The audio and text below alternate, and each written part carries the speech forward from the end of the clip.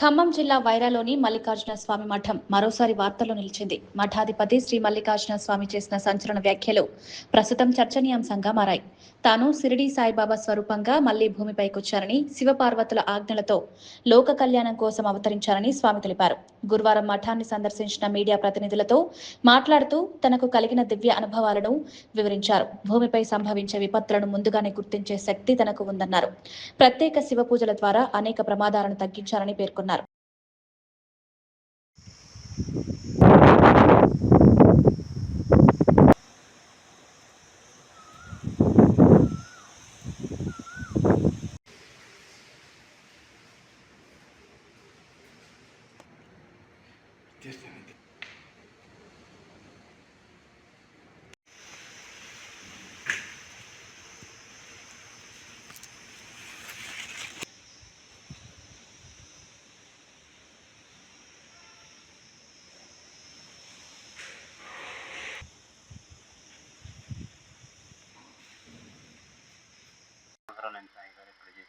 ఇక్కడ అమ్మవారు స్వయంభూగా వెలిసి 18 సంవత్సరాలు అయింది. ఫస్ట్ అమ్మవారు వచ్చింది, ఆ తర్వాత గణపతి స్వయంభూగా వచ్చాడు, ఆ తర్వాత శివయ్య స్వయంభూగా వచ్చాడు.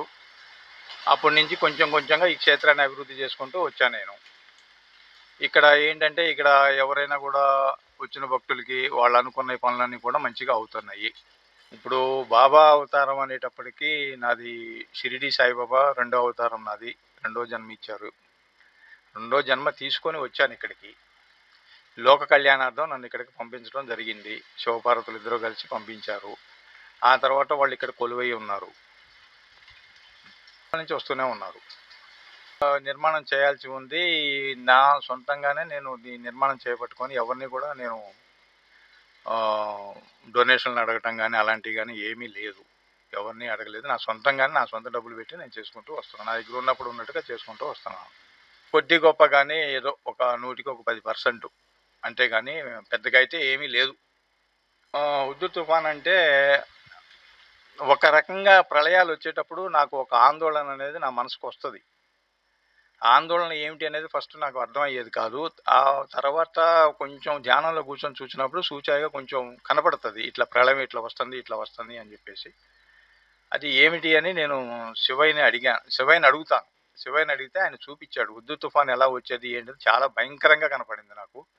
దాదాపు ఒక 5 నుంచి 6 రాష్ట్రాల వరకు, అంటే ఇటు ఒరిస్సా, ఆంధ్ర, తెలంగాణ, తమిళనాడు, కర్ణాటకలో కొంత, మహారాష్ట్రలో కొంత, కేరళలో కొంత జలమయం కనపడింది. మొత్తం జల ప్రళయం కనపడింది. అప్పుడు నేను శివయ్యకి సంకల్పం పెట్టాను, శివయ్య నువ్వే కాపాడాలి, ఈ ప్రళయాన్ని నువ్వే ఆపాలి, ఎవరి వల్ల కాదు, నీ వల్లే అవుతుంది అని చెప్పేసి నేను సంకల్పం పెట్టాను. సంకల్పం పెట్టిన 3వ రోజు హుద్హుద్ తుఫాన్ వచ్చింది. హుద్హుద్ తుఫాన్ వచ్చి అది ఒక్క వైజాగ్ వరకే పరిమితం అయింది. వైజాగ్ దాటి అటు పోలేదు, ఇటు రాలేదు, ఎటు రాల. వైజాగ్నే అతలాకుతలం చేసింది. 2014 ఆంధ్ర తెలంగాణ విడిపోయిన టైంలో వచ్చింది అది. సరే, అంతటితో ఆగిపోయింది. వైజాగ్ వరకు నష్టం జరిగింది. సరే, ఇది ఎలా ఆగింది నాకు చూపిమని నేను మళ్ళీ శివయ్యని అడిగాను. ఇది ఎలా ఆగింది నాకు తెలియాలి కదా అని చెప్పేసి అడిగినప్పుడు, అప్పుడు సముద్ర గర్భంలో నుంచి నాకు చూపించింది ఏంటంటే, సముద్ర గర్భంలో నుంచి ఒక సుడిగుండం లాగా పైకి రావటం మొదలైంది. ఇది ఎప్పుడైతే పైకి రావటం మొదలైంది, ఆకాశం నుంచి ఒక తెల్లటి బంతి ఆకారం కిందకు వస్తూ ఉంది. ఇది పైకి రావడం, అది కిందకి రావడం, అట్లా దగ్గరికి వచ్చేటప్పటికి, ఇట్లా రెండు దగ్గరికి వచ్చేటప్పటికి ఈ కింద నుంచి వచ్చినటువంటి ఈ సుడిగుండం సముద్ర మట్టానికి వచ్చేటప్పటికి ఈ పైనుంచి వచ్చినటువంటి బంతి ఆకారం ఈ సుడిగుండంలో ఫిక్స్ అయిపోయి శివలింగం అయింది. శివలింగం అయి కిందకి తొక్కేసింది. అప్పుడు అది కిందకి వెళ్ళిపోయింది. ఆ పైన వచ్చిన నీటి తుంపరే వైజాగ్ని అతలాకుతలం చేసింది. ఇవన్నీ ఎక్కడి నుంచి వచ్చినాయి? అమ్మలో నుంచి వచ్చినాయి. ఇవన్నీ అమ్మ సృష్టి. ఇదంతా కూడా భగవంతుడి సృష్టి. లింగ రూపంలో సాయిబాబా కనొస్తున్నారు. అసలు నిజంగా ఇక్కడ దేవుడు మీరు అలా సృష్టించారా? వేరే దేవుడే ఇక్కడ వెలిసారా? శివయ్యలో నుంచే బాబా వచ్చాడు. శివయ్య అంశ. షిరిడి సాయిబాబా శివయ్య అంశ. ఇది నాది రెండో జన్మ. బాబా అవతారంలో నాది రెండో జన్మ. లోక కళ్యాణార్థం కోసం నన్ను భూమి మీద పంపించారు. బాబా గారు మీకు ఎప్పుడు కల్లో వచ్చారు? నేనే బాబాని. నాకు బాబా కల్లో కనపడేదేముంది, ఉమ్. నేను చెప్తే బాబా చెప్పినట్టే, శివయ్య చెప్పినట్టే నేను చెప్తే. శివయ్య నీకు ఎప్పుడైనా కల్లో వచ్చి ఏదన్నా నిత్యం నా పక్కనే ఉంటాడు ఆయన, నిత్యం మీ పక్కన నిత్యం నా పక్కనే ఉంటాడు, నాలోనే ఉన్నాడు శివయ్య. నేను కావాలంటే కూడా చూపిస్తాను మరి శివయ్య, ఇప్పుడు నాలో భక్తుల్ని శివయ్య. చూసేవాళ్ళు కాపాడొచ్చు కదా. చూసేవాళ్ళు ఎవరన్నా నా దగ్గరికి వచ్చిన వాళ్ళకి మంచి జరుగుతుంది. ఆ, నా దగ్గరికి వచ్చిన వాళ్ళకి చాలా చాలా మంచి జరుగుతుంది.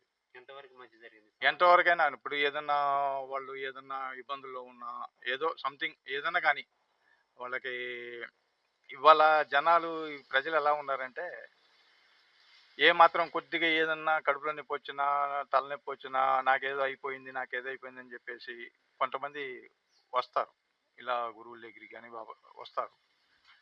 వచ్చినప్పుడు దాన్ని నేను చూస్తాను. చూసి ఉన్నది ఉన్నట్టుగా చెప్పేస్తా వాళ్ళకి. అమ్మ నీకేం లేదమ్మా, ఇగో నీకు ఏదన్నా ఫిజికల్గా నీకేమైనా ఇబ్బంది ఉంది అని అంటే హాస్పిటల్కి పోమని చెప్పేస్తా. లేదు అని అంటే కాస్త విభూతి పెడతాను. విభూతి పెడితే వాళ్ళకి తగ్గిపోతుంది. తలనొప్పి అయిన తగ్గిపోతుంది, కడుపులో నొప్పి అయిన తగ్గిపోతుంది, ఏదైనా తగ్గిపోతుంది. అంతే. మమ్మీ ఇంతవరకు ఎంతమందికి న్యాయం జరిగింది అనుకోవచ్చు? ఎంతమంది అని అంటే వచ్చిన వాళ్ళు నేను లెక్క పెడతానా? నేను ఎవరి దగ్గర డబ్బులు ₹1 కూడా ఆశించను, ₹1 కూడా తీసుకోను. ఒట్టిగానే చేసి పంపించేస్తాను. నాకు చేతనైనంతలో నేను చేసి పంపిస్తాను. నమ్మకం, ఫస్ట్ నమ్మకం ఉండాలి. నమ్మకం ఉంటే ఏదైనా పని చేస్తుంది. డాక్టర్ దగ్గరికి వెళ్ళి ట్యాబ్లెట్ వేసుకున్న నమ్మకం ఉంటేనే ఆ ట్యాబ్లెట్ పని చేస్తుంది, లేకపోతే అది పని చేయదు. ఇదేనా అంటే నమ్మకం, ఒక నమ్మకం మీద ఈ ప్రపంచం ప్రయాణం చేయాలి. ఇప్పుడున్న యువత దేవుళ్ళ కన్నా అట్రాక్షన్ వేరే సినిమాలు ఇవి చూస్తున్నారు. మీరేమో భక్తులు జనం ఇవన్నీ చేస్తూ అది కలికాలం. యువత అంటే మరి రకరకాలు ఉంటారు. మరి ఇటు ఉన్నారు అటు ఉన్నారు, అందరూ అటు లేరు. అంటే ఇప్పుడు అదే జరుగుతుంది అక్కడ. ఆ, అది ఇప్పుడు అంతే. అది కాదు, ఇది ఏంటంటే ఏదైనా మన చేతుల్లోనే ఉంది, మానవుడి చేతిలోనే ఉంది. మనిషి జీవితం వాడి చేతుల్లోనే ఉంది. మంచిగైనా వాడే, చెడిపోయినా వాడే కారకుడు. లాస్ట్ క్వశ్చన్, మీరు నిజంగా బాబా ఉన్నారని మీరే బాబా అంటున్నారు. ఆ. పుట్టపర్తి సాయిబాబా గారు బాబా అని ఆయన కొన్ని రోజులు అలా అవతారం ఎత్తారు.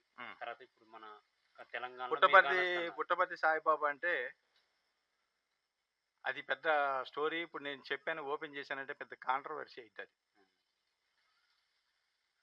ఆయన అసలు బాబానే కాదు, ఆయన పేరు వాడుకున్నాడు. షిరిడి సాయిబాబా నా పేరు వాడుకున్నాడు, ఆయన పేరు కదా, నా పేరే వాడుకున్నాడు. నీ పేరు వాడుకున్నాడు, నా పేరే వాడుకున్నాడు. అతను ఆ స్వామీజీ అసలు ఆయన కాదు. ఆయన మీకన్నా ముందు నుంచి స్వామీజీగా ఉన్నారు కదా. చెప్తున్నాను కదా, నాకన్నా ముందు పుట్టాడు ఆయన. ఆయన అప్పుడు అడిగేవాళ్ళు ఎవరు లేరని చెప్పేసి, ఆ కాలంలో ఇవన్నీ ఉన్నాయా?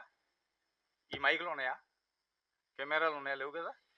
వాడుకున్నాడు, జనం నమ్మారు, జనాన్ని నమ్మించాడు అట్లా, అంతే. దానికి పనిష్మెంట్ ఉంది, పనిష్మెంట్ ఇప్పుడు జరుగుతుంది. ఆయన లేడు కదా లోకం, పనిష్మెంట్ జరుగుతుంది ఆయనకి ఇప్పుడు. ఏ పనిష్మెంట్ జరుగుతుందో కూడా నాకు తెలిసి, ఇది పెద్ద పెద్ద స్టోరీ అది. నేను దానికి ఒక స్టోరీ కూడా చేయాలని కూడా ఉంది నాకు. దానికి పెద్ద స్టోరీ ఉంది. ఆయన ఇప్పుడు ఎక్కడ ఉన్నాడో కూడా నాకు తెలుసు. అర్థమైంది, ఏ జీవిలో ఉన్నాడో కూడా నాకు తెలుసు. చెప్పొచ్చు కదా, అది కాంట్రవర్సీ అవుతుంది. అది చెప్పటం అంటే ఇంకా కొంచెం టైం ఉంది దానికి.